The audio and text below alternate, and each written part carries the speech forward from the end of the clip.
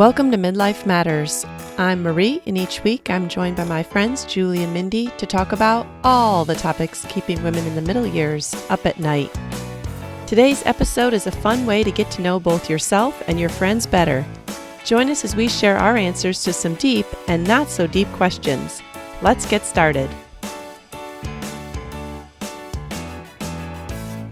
Listeners, today we have another fun show with light-hearted conversation. These are our favorite types of shows, and we did a couple of these before. I know we did one in August, I think, of last year, and then I think we might have done one in March of last year. So maybe every 6 or 8 months or so, it seems like we just need to get to know each other better. Mm-hmm. Yeah, it's always fun because there's always more to discover. Yes, it's always fun to learn new and random things about the people you talk to the most. And you figure that's really what happens because, I've been married almost 30 years, and I have to believe that there's still new things that I could find out about Steve, or else what are we going to talk about for the next 30 years? Yeah, you have to get more and more random with the questions. Right. I know. That's why I like those conversation kits that I always talk about at Christmas, because it's kind of like what we're going to do today. Mm-hmm. It's just kind of a great conversation starter, and especially the people that you know really well, you find out new things. Mm-hmm. So yeah. So listeners, we encourage you to maybe ask the people that you spend the most time with some of these questions, and I bet you would be surprised and happy to learn about their answers. I think I'm going to try it. All right, Mindy and Julie, are you guys ready to get started? Because we've got 15 questions to get through. That's right. Let's do it. All right. Well, we started out with what's your favorite place you've lived? And Mindy, I feel like you've lived in 25 places, so how did you even pick? Listen, I have to be really careful with this one because I have friends from all the places. I was thinking, how do I answer that? Because really, God has met us in each place, and He's provided people at each place. But I am thankful to say now, this is my favorite place. So I was preparing these questions on my front porch, sitting on the swing, watching my sons play basketball. My neighbors are walking by and I'm talking to them. And it's just the most peaceful existence that we've had. So coming out of just crazy 4 years and, driving down the road to get to my house. It's beautiful. It's peaceful. Those are the main words that I use to describe this place because it's been just rest. And I almost feel like it's a vacation all the time. Though we go to work, we get together with friends, our church is here. But when we come home, it is a place of rest and peace and joy, calm. So it kind of just feels like we're on vacation when we're at our house. That's a good way to feel. We're so hurt, Mindy. We're just so hurt that you didn't pick Tennessee. I'm sorry. Yeah, why didn't you pick Brentwood? Come on. I know. And this is where I could get in trouble because my second top was Knoxville. Oh, and Brentwood came in after that? Oh, my goodness. Did we even come in third? You came in third. Okay, but the reason, Julie, the only reason is that my kids were all so little. When I was there, I could not. So we were there 5 years and we loved pulling into Tennessee from Georgia.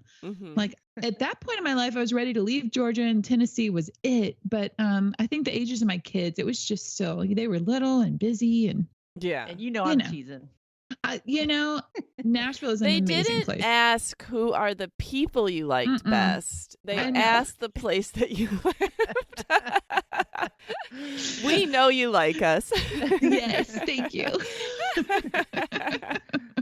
All right, Julie, and you've probably lived in the fewest amount of places. So how did you pick? Yeah, it's kind of hard because I've only lived in 2 different areas, West Tennessee and Middle Tennessee.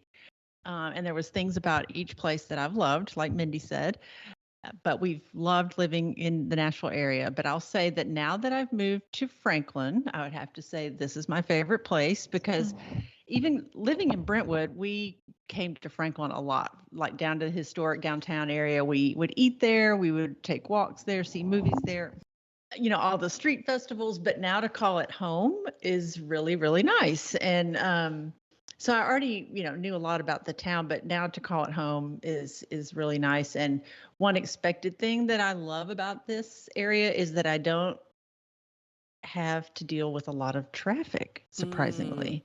Most of my driving is on beautiful backcountry roads. So I am eager to get out in the car and just take, run errands and go on drives. Now, not if I have to go into Nashville, but as far as everything I need, like I don't have to leave Franklin. I do leave Franklin, but I don't have to. Like everything I need is very close.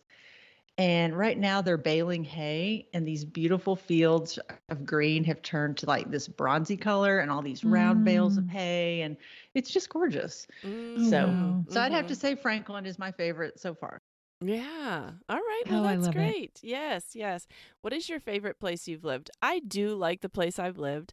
Up until I lived here, I moved like every probably 2 years, either to a different house or a different place and different town or state. And so now we've been in this house 19 years, which is amazing. I would have never thought that. Like my girls, my youngest two, they've never moved. They can't conceive of moving. Whenever we talk about if we lived in a different house, they're like, I don't even know what that would be like because I've never done it. And it's just so weird because by the time I was 19, I'd lived in like 10 different houses. So I know what it's like to move. Right. So it's weird that they don't. But when I think about favorite place, I'm not going to pick it based on like where it was. I have a nostalgia for a house that we lived in when Abigail and Davis, I think we bought it when they were 2 and 4. We bought it on the courthouse steps. It was a foreclosure. They didn't even give us a key. Steve had to talk a locksmith into making us keys to get into the house. And we only based it on looking in the windows, and we knew someone that had known the couple that lived there before, and they said it was nice inside. So that was what we bought this house based on. And we took like 4 months. I think we might have bought it in January, and I don't think we moved in until maybe April. We took like 4 months to really, really work on it. And it was fun. Like we had friends from church, they would come over and help us strip wallpaper. And my mom would come down and we would paint. And Steve's dad came down and replaced like tons of light fixtures and vanities. And Steve learned how to refinish hardwood floors in that house. He refinished all the hardwood floors. I mean, we really poured our heart and soul into that place. And so even though it wasn't my biggest house, like this house is bigger than that one, and it wasn't where I lived the longest, I think we just felt so personally invested in it that still when I think about that house, I love the charm of it. It had a little side screened-in porch, and when we would eat dinner out there, people that were walking by, you could just have like a regular conversation because it was the kind of neighborhood where the houses were close together and the sidewalks were close to the front of the house. And so there was a lot of just, if you went for a walk, you would stop and visit with people. And that's never something that I've had again because right now I live in a neighborhood that everything has 1 acre lots. And so even if I see someone walking by, they're so far away, you'd have to call out to them to get their attention. It's not like you just have random conversations. So I think that's why I feel nostalgic for that house. It was on a street made out of brick. You don't see brick streets anymore. Like it was just, it had a lot of factors that I look at with nostalgia. And I was very proud of that house because of all the work that we had personally done to it. Like we had our own sweat in that house. So I always think of it with fondness. Oh, that's really sweet. What great memories. Yeah. All right. Well, if you could spend an evening with anyone dead or alive, who would you pick and what would you do? Well, I tried to think of somebody famous, but then I just really couldn't think of anybody. So I just said my dad or my grandmother on my dad's side. And I would probably just spend a day with them with Ezra because it makes me sad that my dad isn't here to see him and know him. Because I know he would really, really love him and love spending time with him. So that's what I thought of. Because my dad's been gone 12 years now. Yeah. I could and definitely Ezra's almost 4. See why you'd want to do that. Yeah. Yeah. I couldn't think of anyone famous either. Like that seems weird, but I don't know. I just couldn't think of anyone, so I didn't even have an answer. But now I see that we didn't have to pick someone famous. Yeah. So I think I would like to have my grandmother. We called her Green Green. She would have loved to have met Pepper in chapel. And those would have been her great-great-granddaughters. And she loved all of her grandchildren and great-grandchildren. Abigail was, I think, in 6th grade when my grandmother passed away. So she got to know her great-grandchildren. And she would have loved to have met her great-great-grandchildren. Wow. Well, I did think of someone famous. Okay. Actually, very famous. But I started thinking about, well, what personal account in a certain time period would I like to know more about? And so I came in clutch with, I'd love to go for a walk with Mary, Jesus' mother. Okay. Wow. I was like, I just want to go for a walk. At first I thought about maybe we should bake something together because she really could teach me some things. But then I was like, no, she probably has to do way too much work to do that. So let's just go for a walk together. I would love a firsthand account of that time of her motherhood, of the situation that she was in, of her relationship with Joseph, how she felt about, different stages of Jesus' adolescence. And so I thought I would love to deep dive and go for a walk with Mary. We'll record that conversation because I'd like to hear it. Yeah. If it ever happens, I'll let you know. When I was racking my brain to think, who would it be? I immediately, my mind just kind of went to C.S. Lewis. And then I thought, oh, I'd be way too intimidated. Like, what would I say to him? I know. I would just listen. So it's fine that it's on old audios or whatever. Right. Right. He's so, to say. I feel like he would say one sentence and I'm like, can you give me a week to break that apart? Yes. All right, Julie. Well, I feel like you probably had the hardest time picking this because the question was, if you had to move abroad tomorrow, where would you move? And you've been the most places. So how did you ever pick it? Oh, yeah. Well, I did pick Switzerland. It came pretty quick. Okay. Okay. Now, there would have to be some stipulations like money was no object. Okay. Agreed. And that maybe I knew German or French. But as far as sheer beauty and things that I like to do, I think I could fit in there very well. Okay. Endless hiking. So, yes. And great food. Who wouldn't want to eat bread and cheese and chocolate all the time? I mean, I want to. Well, I've always said I'd follow Julie anywhere. So I would totally go with that one, but I did pick one, even though I've never been there. Because I felt like, okay, this is kind of not fair. I'm really in fantasy land because I've not been to this place. Right. I don't personally know. Right. But I think that I would choose living on the Amalfi Coast in Italy. Oh, okay. Because I've seen pictures, I've seen movies, the food. Julie mentioned food. I'm like, okay, they've got great food. I feel like I could get a lot of walking in. There's different elevation. So I love actually having elevation to walk. Obviously Switzerland does too.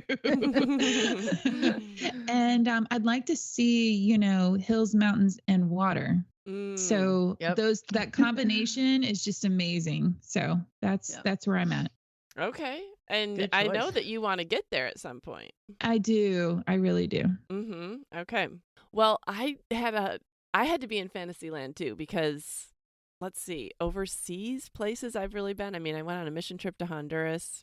I don't think Puerto Rico considers that as anything overseas. I mean, I just don't have... Oh, Cancun? I mean, that's not really overseas. So I'm trying to think of anywhere where I might have had to use a passport, but... It didn't say that you've been there, necessarily. No, it didn't. So I had to just go off Fantasyland, and I, in my fantasy, would like to live in France. I did take French in high school, so I do kind of have a romanticized view of what it would be like to know French. I just think that would be really unique. I feel like if you lived there, you'd have to immerse yourself in the language. So I feel like you might be forced to learn a new language. And I feel like it's probably really beautiful. Now, I am going to go there this fall, so maybe I will adjust my answer, but I don't think so. I'm not anticipating. Right. That's right. I think I'm going to love it. So... Well, I think between Switzerland, France, and Italy, we would all be quite happy. Visiting one another. I did ask Bryce, did you guys ask anybody the same question? No. Okay. I was curious what Bryce would say, and because he's been a lot more places, and he's been all over Europe, and I haven't. Yeah. And so he said he really liked my answer, but then he also said the French Riviera would be like up there for him. Okay. So there you go. Yeah. All right. Well, if you could be any age you've already been, what would it be and why? I guess I'll go first. Okay. Because you have the most ages to choose from. You have the most to choose from. That's true. Well, this might be surprising, but I probably would say 50. Mm-hmm. And it's hard to separate it out for me because it's more of a time. 50 was pre-cancer for John. So it's really more about the time in life. Right. But 50 was great. And I remember my mom even saying, gosh, I'm kind of jealous. Like that was just a time I would go back to because your kids are grown. They're really out of your house and not your responsibility.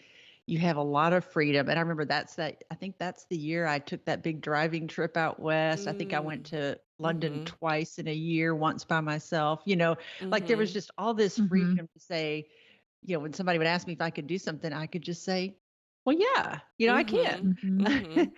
And I loved that. So, that'd probably be a good time to go back to. Yeah, I can definitely see that. Yeah.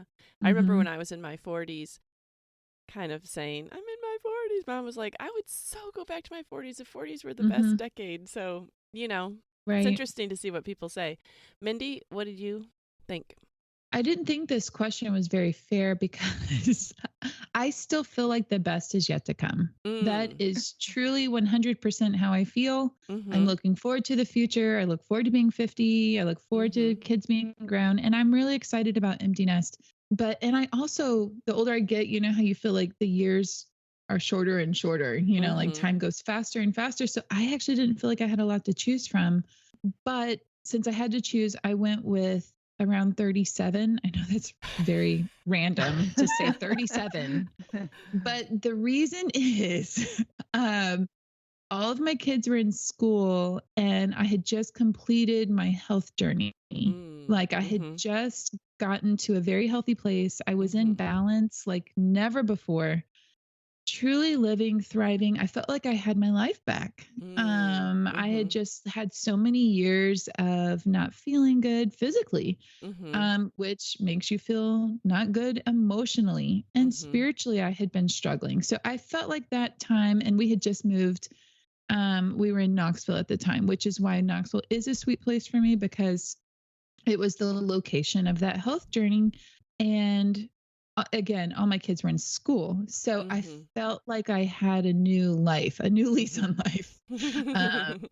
Whereas for probably 15 years, I was like, I just don't even recognize myself. It was the first time I was like, I actually feel like Mindy again. So that's why I went with 37. Okay. 37 rocks.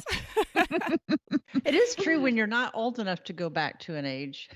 What do you mean when you're not old enough? Well, like Mindy's not old enough to go back to an age she'd want to go back to because I think when you have kids still at home, you know that if you go back, you just have to repeat those. I know.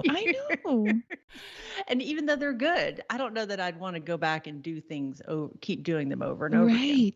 Right. Like ask me in 10 years, ask me in 10 years. And I think I'll be like, I'll go back to 50, right. Just like Julie. Right. Well, then you guys are going to think my answer is weird. I picked 25. Really? Yes, Tell because us. I feel like you're just on the precipice, and I would do the last 25 years over again. Like I would do it again. So yeah, I picked 25. Snow days in Almery? Even the snow days. Even snow the snow days and COVID. Even the summers. Yes, I still would. We're totally teasing you, but yes. The good way outweighs the bad. That is so sweet. 25. So how did you have all your kids at that point? I had Abigail and Davis at 25. Oh. So got it. I think that was just like I don't know. It's like an idyllic time of your life. I mean, I just picked 25 random. Any year in my 20s. It could have been. Right. But I would just redo the whole adulthood again. I don't necessarily want to go back to college, but I would redo starting when I left college again. Okay. Yeah. So, anyways. Sweetness. Okay, if you could choose another wonder of the world, what would you choose and why? Mindy, you're laughing. Because my family couldn't agree on what the wonders of the world were. I know. I have a hard time coming up with all of them. I could have Googled it, but in my mind, I was like, do I even know 4? Well, like when half of them don't exist anymore, I'm like, why are they still wonders? Oh, do some of them not even exist? Oh, there's all these lists. When you look it up, there's like 7 wonders. Some people say 12. And then Bryce brought up, well, there could be ancient wonders of them. I'm like, why are you bringing that up? Like, that's a whole nother level. Well, I guess that's what most people think of as the ancient wonders of the world. You know, the wonders 7 of the world. So yeah, there is a more modern list of things that actually exist still. Okay. Right. So. All right. Okay, let's make our own list. What would you put on there, Julie? Okay, it's a place, it's called Mont Saint-Michel, and it's in France, Marie. Okay. And it's a little island. It's like a rocky island. And when the tide is in, you can't get to it. You know, it's surrounded by water. And then when the tide goes out, there's a walkway over.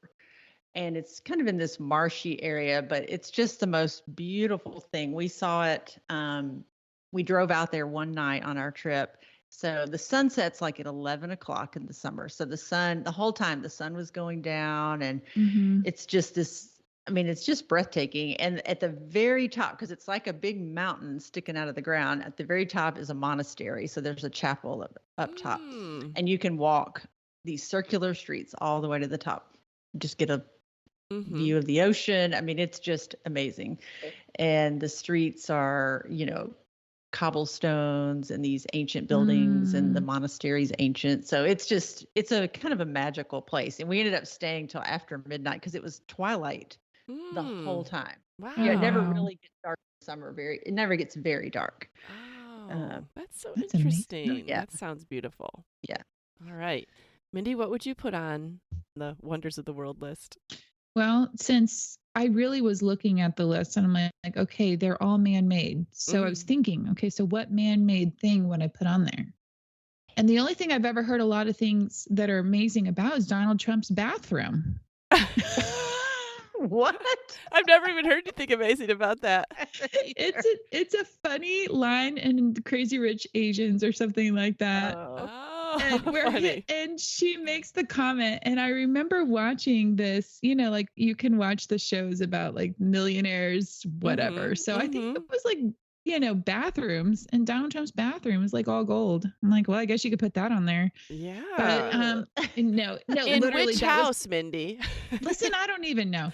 Okay. This is because I have nothing wonderful to add to this list because it was man-made, and I'm like, okay, none of that stuff works for me. But I think anytime you see a mountain range, mountains are majestic. And so like living in East Tennessee, honestly, like every day that it was clear from Knoxville that you could see the mountains in Gatlinburg, that was majestic. And it's just every day it took my breath. It was just amazing. So I'm going to put all the mountain ranges on there. How about that? Okay. Cover them all. Oh, and the Grand Canyon, of course. Okay. That's a given. Okay. I'm going to pick something that not many people are familiar with, but once they've seen it, they agree with me. So there's a state park in New York State called Letchworth State Park, and it is known as the Grand Canyon of the East, and it is one of the most scenically magnificent areas in the eastern U.S. The Genesee River roars through the gorge over 3 major waterfalls between cliffs as high as 600 feet in some places, and it's surrounded by lush forests.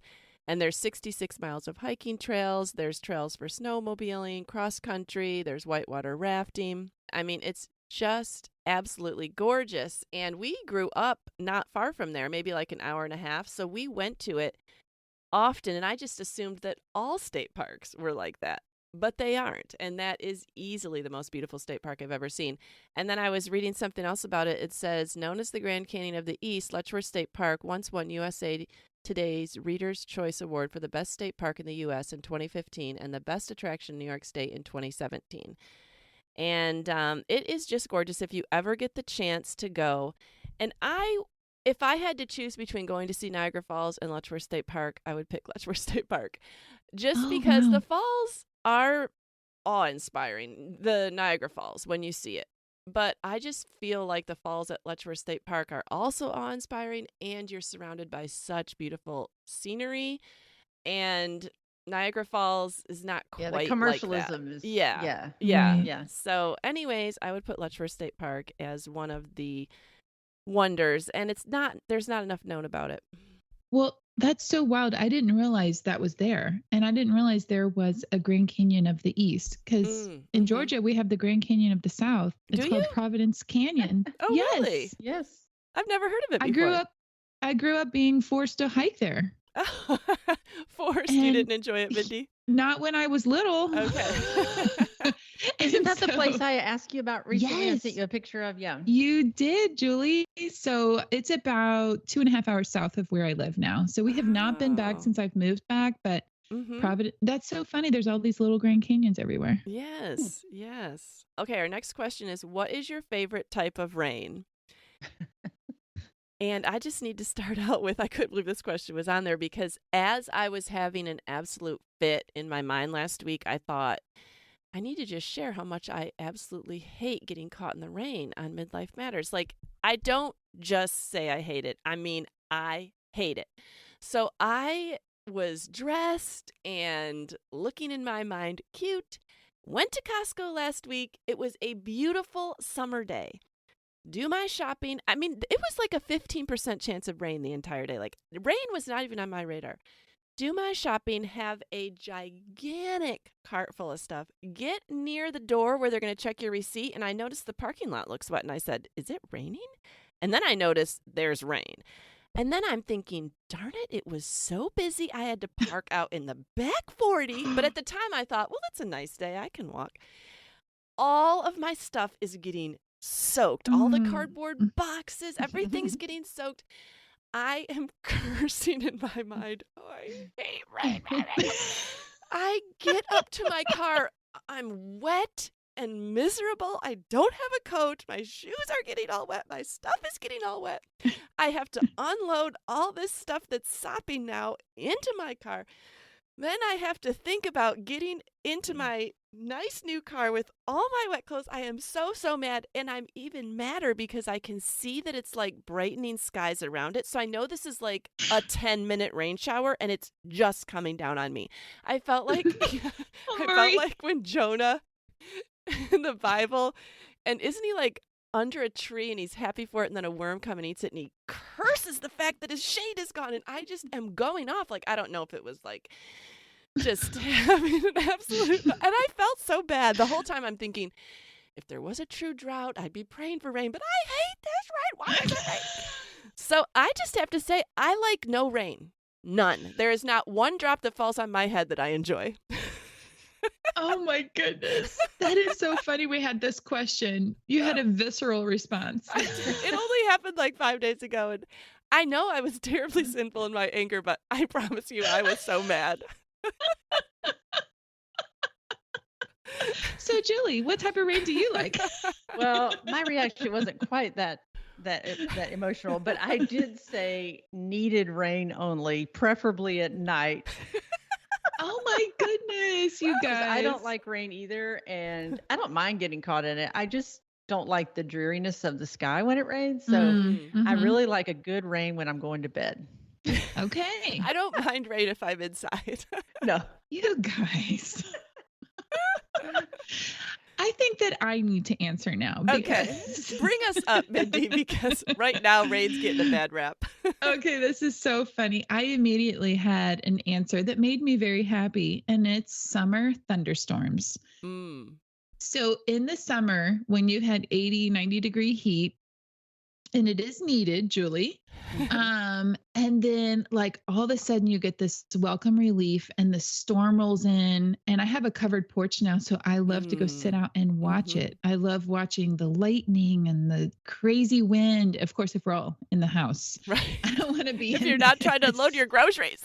No, yeah, I'm not. I don't want to be in it, but it's so majestic to watch a thunderstorm. And then what's really cool is I remember from childhood loving this, but then the thunderstorm rolls out and there's the mist coming up, like the sun is still there and the mist is kind of rising from the ground. It's just really magical looking. So it is just such if a I'm powerful, on a covered porch, I could appreciate right. that. Picture, yeah, on a covered porch. It's just so magical, majestic, powerful, kind of scary, you know? So. Yeah, I like that too. But we're not signing up for it. Just don't go to Costco. Check the weather forecast before you fill your cart with groceries. All right, our next question is, what do you enjoy doing to relieve stress? When you guys are stressed out, what do you like to do? Well, I like to be physical, doing something. And it's either cleaning the house, like in anger or stress or whatever it is, or I'm outside. I will mow the grass. I will pull weeds. If I have something to plant, that's actually the best. There's something about getting my hands dirty in the soil. But either way, I have to actually do something. It's actually not good for me to be stressed and like sit still. So yeah. Yeah, I agree. Physical work is the best. Like yard work or a project or getting something accomplished, kind of like you feel like you have a little control over something, you know? Yeah. And just for generalized stress, maybe to keep it at bay, exercise is always good. Just walking and Yeah. Yes. I'm thinking of Gretchen Rubin's book, Inner Order, Outer Calm. And so I just think that phrase really helps people. Like if I'm feeling stressed about things outside my control, then I want to clean or reorganize or get something that I can control under control. Yes. Get something in order. Right. Or I feel like sometimes I just tap out and take a nap. It's like one of two extremes. It's true. Yeah. If you're, sometimes that is super. I just have to turn my mind off, I can't think anymore. Yes. If you lay there long enough and you're still thinking, that's when you get up and start working again. Yeah. All right. Well, what is the worst thing you've ever eaten? And I mean, I can remember growing up and my dad would make liver, cow tongue, like different things that as an adult never would I even consider making. But as an adult, if ever I bring this question up to my kids, they always remember this meal that we got from someone. They shall remain nameless. But they had bought this, I think it was at one time frozen or maybe refrigerated pork barbecue. And I'm not a big pork barbecue person as it is. And maybe refrigerated pork barbecue processed from the grocery store has come a long way in the last 15 years. But this was so bad, I could not even make my kids eat it. Like it just, and they still remember it as like the meal that mom said, no, we are throwing this away. Oh, that must have been really bad. It was. So yeah, even though maybe at Costco, some of those dishes look like they might not taste too bad after that experience. I'm like, no, I don't know. Not with the pork barbecue. No. What have you guys had? Well, mine actually goes back to my Wonder of the World place, which was Mont Saint-Michel in France. And it is apparently the home of the French omelet. Like this famous woman, La Mère Poulard, she invented the omelet, and you can go to her restaurant, and it's this gorgeous restaurant. Like they cook them in old copper pots. You get to watch them making them. There's just baskets of eggs everywhere. And we finally got in for dinner, and they had a lot of things on the menu, but I thought if I'm here, I have to try the omelet. Right. And you would think you couldn't mess up an omelet. I mean, it's just eggs, right? I mean, it said it had eggs, butter, and cheese in it. I was like, how could you go wrong? I took one or two bites and couldn't eat it. And it was probably the size, it was probably 12 inches by 6 inches. Like it was huge. What was bad about it? Well, it kind of quivered on your plate. That's not good. They kind of like frothed the eggs. They say they beat the eggs for like 5 or 10 minutes. It was literally like foamy froth. Oh no, I can't. And it had no flavor. It was like it was like when you buy something with no salt added and you can't taste it actually. It literally could not be tasted except for just this foamy, frothy. Ugh. Did the waiter ask you? No, and you know how much it's. I looked it up because I wanted to see if there was anything odd about it, and it says I think the omelet is 34 pounds, like not weight, but cost. Mm. So, and it's just eggs. Yuck. So I think one other person in our group got it and they didn't like it either. So I just thought that's funny that it's world famous and then two of us couldn't even eat it. Oh. Well, and your expectations are like really high at that point. The place, the ambiance. And everybody else's food looks so good, but I just when I go someplace and they're known for something, I always feel like I have to try it. Sure. Well, I'm glad you warned me about that because yeah. I mean, it's a beautiful restaurant, but you know, just stay clear of the omelet. Just know that it started there, but maybe it should have ended there. I don't know. Right. Yeah. How about you, Mindy? Well, it's funny or not funny, I guess. But the one thing that I thought was the worst meal that I had is just a salad from Zaxby's, and I guess something was bad in it because I got food poisoning. So that's was my memory of like the worst meal I've had is the one that made me really sick. Yeah. I mean, those meals stick with you. They do. I mean, I remember it. I remember all of it. And I remember thinking, I mean, there's something a little different about this salad. And then, well, there was. Yeah. A little gross. I remember I got sick as a little kid on Apple Jacks. Oh, you must have eaten a lot of them. That was my favorite cereal. And I guess it just coincided with a stomach virus. But yeah, it's like once you've been sick on something, it's really hard to go back, even if you like it. Yeah. It's true. Yeah. All right. This is a quick answer. Do you wear house slippers? You know, I didn't grow up in a family of house slipper people. I've never worn them. And then John got me those UGG fleece lined ones for Christmas. Right. And so, yes, I do now. Wow. They feel so good. Those are, that's an investment. I've wondered if they're good. I haven't dove into that yet. So no, I used to be a house slipper person and now I'm not, which is funny because we just swapped places. No, I wear Birkenstocks all the time. I do wear slippers. I love to wear slippers. I think growing up in the North where you're always cold, you know, your house is like never quite warm. That is a layer. Socks and slippers help keep you warm. Like you want to put that on and a sweatshirt. So I just associate coziness with slippers. So yeah, I definitely do. Me too. And then in the summer, you're cold because of the air conditioner, so you can still wear them. All right. Have you ever met a famous person? Who have you guys met? Mindy's bouncing up and down. I'm excited to hear from you guys because you live in Nashville. Oh. You probably have met all kinds of people. So I'm waiting to hear your lists. Oh, well, if you count met or seen, that's a different thing. I think we have to have met them. Yeah, I've seen a lot of famous people, but I haven't met them here. But my famous people go back to when I was younger. Sports people. So I loved tennis. So John McEnroe was my favorite. You know, he was like the bad boy of tennis. Okay. Yeah. So I met him, got his autograph, saw him play. I met the Steelers quarterback, Terry Bradshaw, got his autograph. Wow.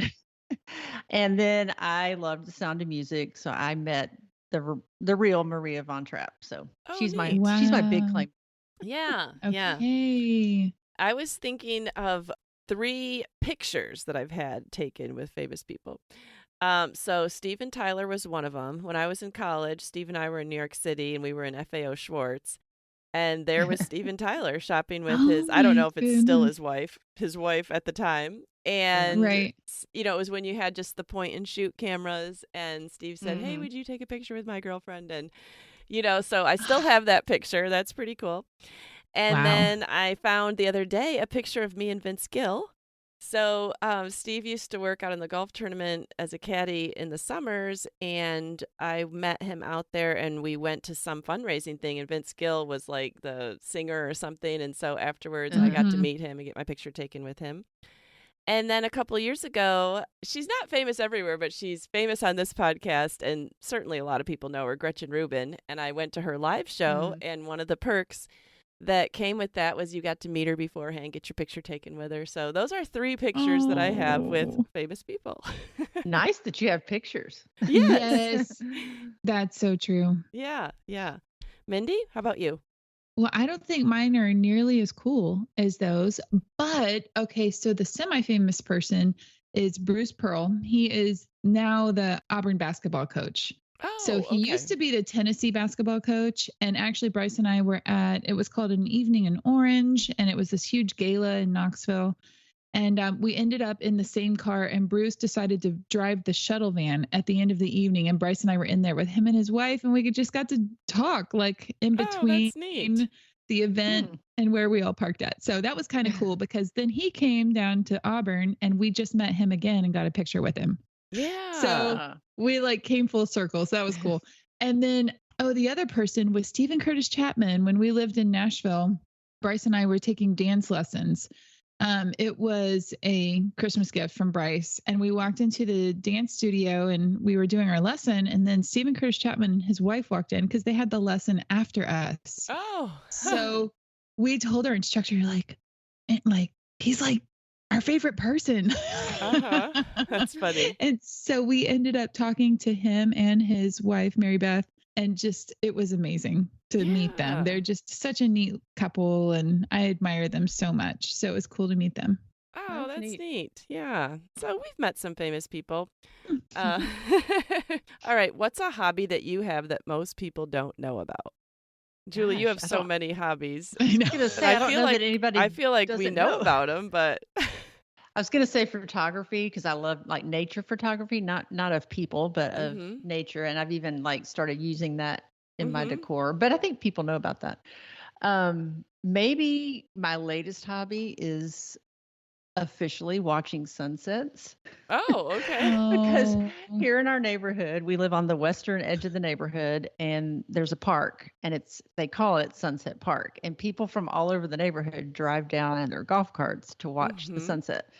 So I've started going down there, and the same people show up every night, and it's kind of fun. It's like an official thing. That's so cool. And they are beautiful. I mean, they're beautiful sunsets. So yeah, that's kind of a hobby. So yeah, it is. I love hearing that your hobby is watching sunsets. I'm like, yes, sign me up for that one. Do you have a secret hobby? I feel like you could, Mindy. You could have a secret hobby that we don't know about. Well, okay, so I don't know how much of a secret it is. I haven't really done a whole lot with it, but I have a cool story to go along with it too. It just brought me so much joy, but I'm actually really good at doing hair, like fixing people's hair. When I was a teenager, my friend's mom used to pay me to do her hair for work events with her husband, and I didn't think anything of it. And then I always did Abby's hair for every event. She even asked me to do her hair for her wedding, and I ended up doing all her bridesmaids' hair as well on her wedding day, which I loved. I mean, other people would say that would completely stress me out. I'm like, I was in heaven, just liming the girls up, doing the hair, and they put fake eyelashes on me, so we each helped each other. But not too long ago was prom season around here, and I was setting up prom with another mom. Her daughter FaceTimed her and burst into tears because she had just gotten her hair done by a professional, and it was awful. Well, this has happened to me. My heart immediately went out to her. And I told the mom, I said, hey, I can fix it. Call me if you're in a bind and if she wants me to. So the mom did. She said, are you serious? And I said, yes. So I packed my Kate Spade book bag.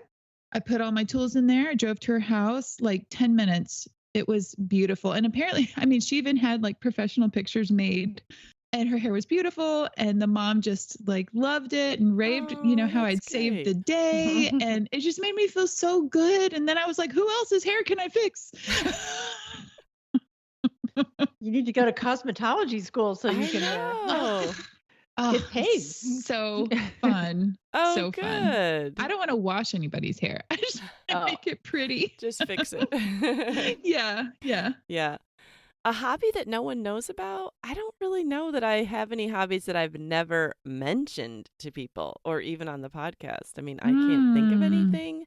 If I went with my latest hobby, I would say it's pickleball. Steve and I are obsessed. We played 8 hours in the past 3 days. We just keep on finding another place to play pickleball.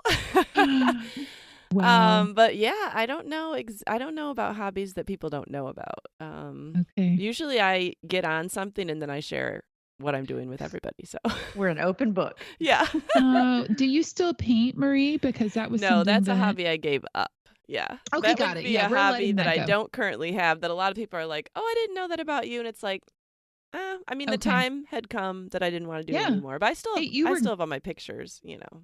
You were very good at it. They were beautiful. Thank you. Okay, what is your McDonald's order? I couldn't even answer this. I said yuck. Can we say Chick-fil-A?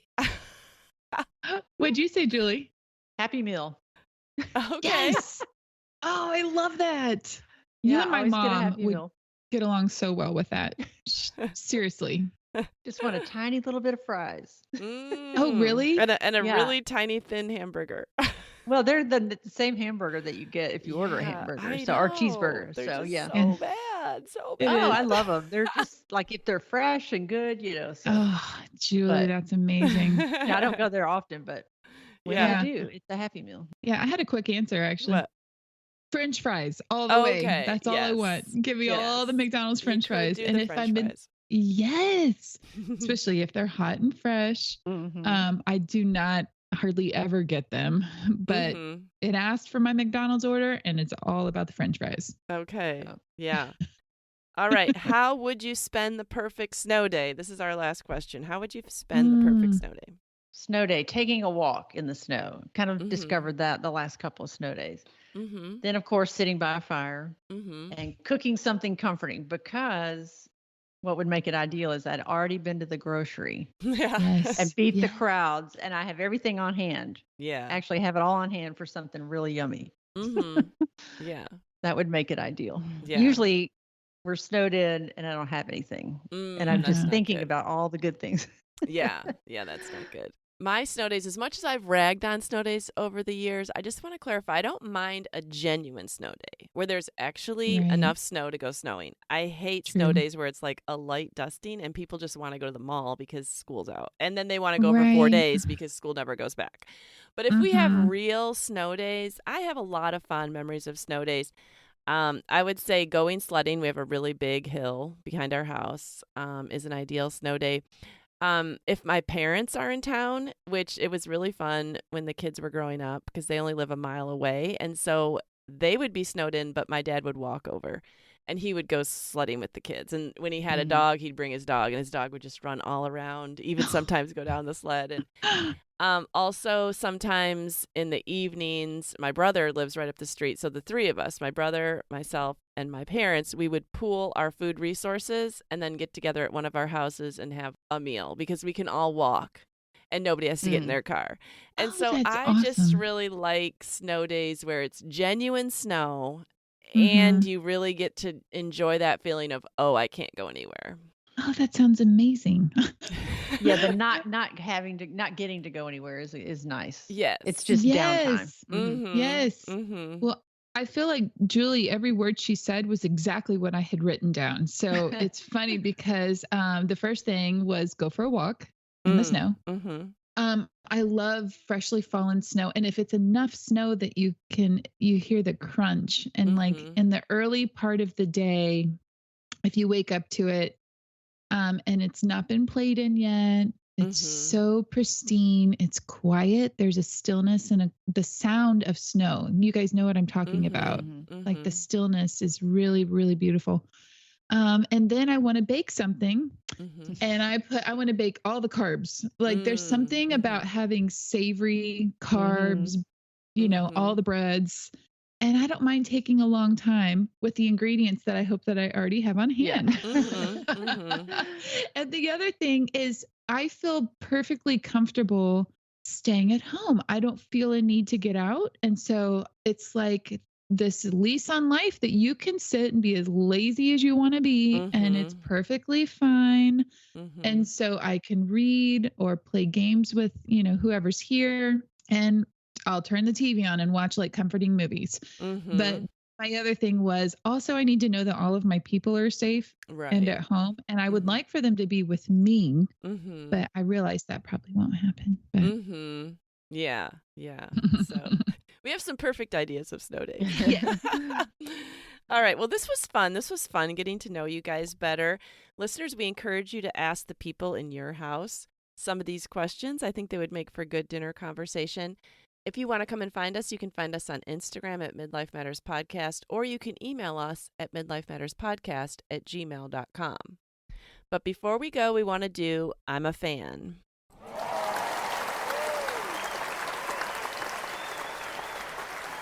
All right, Mindy, what are you a fan of this week? Well, you're going to laugh, but I'm a fan again of J. Crew Factory Store. Oh. Again. Yes. Listen, I told you several weeks ago about the jeans. I just went recently to the J. Crew factory in Orlando, and I ended up walking out with several new dresses that were not there a couple weeks ago. And so I got a couple of new dresses. I ended up with a straw hat.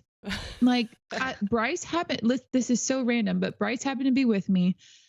And I just like playfully like said it in my head. He was like, I really like that. I was like, really? Like, and then I'm thinking, would I actually wear it? You know, yard work.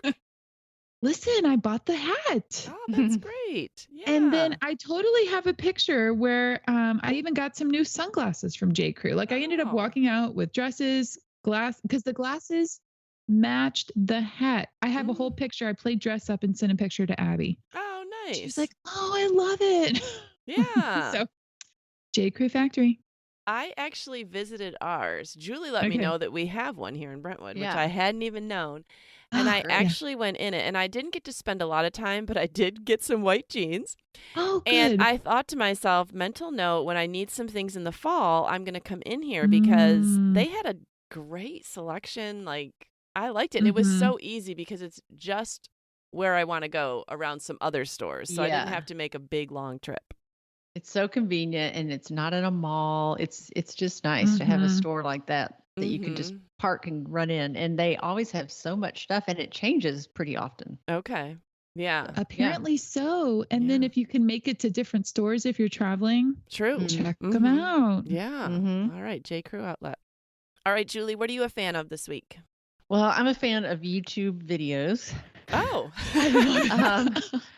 Because when we moved to our new house, we brought some light fixtures from the old house with us. And normally John just puts those up for me. You know, it's usually a 2-person job. I'm the person like holding, okay, you know, handing him the screwdriver or whatever, but he does the work. Well, he didn't really feel up to it. So he said, would you please get an electrician? Because I offered to do it myself. And he's like, no, get an electrician. It would make me feel better. So I shelled out the big bucks for the electrician, and I didn't like how bright they were, so I wanted dimmers on them all. And they wanted $200 to put a dimmer in. That's crazy. One dimmer, and I needed crazy. 5. That's crazy. I was like, no, there is no way on this earth I would spend $1,000 to have dimmers, because John used to put dimmers on all my light switches, you know. So I just said, no, I can learn how to do this. So I started watching YouTube videos, and it was so easy. I did all 5 in it probably took me 2 hours because That's I don't know, amazing, Julie. That is amazing. It wasn't that I didn't know what I was doing, but you know how like when you do something for the first time, you kind of fumble through, or I dropped a few screws, or you know, or they were just hard to reach or whatever, but it was so easy. Oh my goodness, I'm so impressed. The dimmers cost $20 at the hardware store. And so I did 5 for, I mean, basically it was $100 just for the cost of the dimmers. Yeah. So now I'm looking at what else could I do? I've got 2 sconces that are going to go up in my entry hall that are on order. And I was going to call the electrician back to put those up, but I'm kind of thinking I could do that. Yes, I think you could. I mean, I think the lights that the electrician did were really high, and that would have been really hard for you to do. Yeah. But if you could reach it, if you can figure out how to do a dimmer, can't be that hard. I mean, I'm impressed. I don't know how to do a dimmer. I'm just saying if you can figure it out. Well, I mean, YouTube, I watched multiple just to make sure I wasn't missing something. You know, like I had, everybody was saying the same thing, and they were. And even Home Depot, when you buy the dimmer, it has a little QR code and it shows you how to put it in. Awesome. Yeah. So they're not even saying you should get an electrician. They're saying you should be able to do this. You can do this. Yeah. Way to go, Julie. So, oh my goodness. Yeah, it's kind of fun. Wow. Lots of money saved, new skill set. That's amazing. Yeah. My kids came over and of course, they wouldn't notice that. And I was like, watch this, kids. Let me dim the lights, bright, dim. I did this myself. They were pretty impressed. Oh, they should bet. Yeah, that's right. For sure. All right, this week I'm a fan of a Lululemon tank top that my daughter urged me to buy, and then I liked it so much I ordered 2 other colors. So they're called, I don't know why they make up these names, Ebb to Street tank top. Ebb spelled EBB. Ebb to Street tank top. Okay. I don't know why that's the title of it. It says it's a soft tank powered by seamless construction so you can move freely through your practice and beyond. Practice of yoga is what they're saying. But right. Seamless construction, it's light support, but I've found it to be plenty support. It has a built-in shelf bra for added support and coverage. I'm wearing it right now. I don't know if you can really see it. Oh, wow. I Cute. like that in the summer, I'm not so hot and I don't have to have a sports bra and a tank top. It's just all in one. And so that is what I like about it. And it's very comfortable. And so I'll put a link in the show notes that I especially just like it because it keeps you cool. And I'm always trying to find something that's going to keep me cool in the summer and still be acceptable to wear out places. Right. Yes, because sports bras are so hot. They so are, and they just squeeze your chest and like around my rib cage. I feel like by the end of the day, they're so uncomfortable. Thick. So yes, that's I would incredible. Say it's versatile. Yeah, it's cute. Thank you. All right. Good talking with you guys. Listeners, we will look forward to hearing about some of your answers to these questions. If you want to come and find us, we'd love to know who the famous people are that you've met, or what's the worst thing you ever ate. There's so many things that we can get out of this. All right, Julie, Mindy, we'll talk to you next week. Okay. Sounds great. All right, bye. We're so happy you joined us today. You can find the show notes for this episode at midlifematterspodcast.com. Also, please tell a friend about the show and help them hit the free subscribe button on their favorite podcast app. Be sure to follow us on Instagram at Midlife Matters Podcast. That's where we post pictures and stories about all the things we talk about in each episode. Thanks for listening, and we'll see you next week.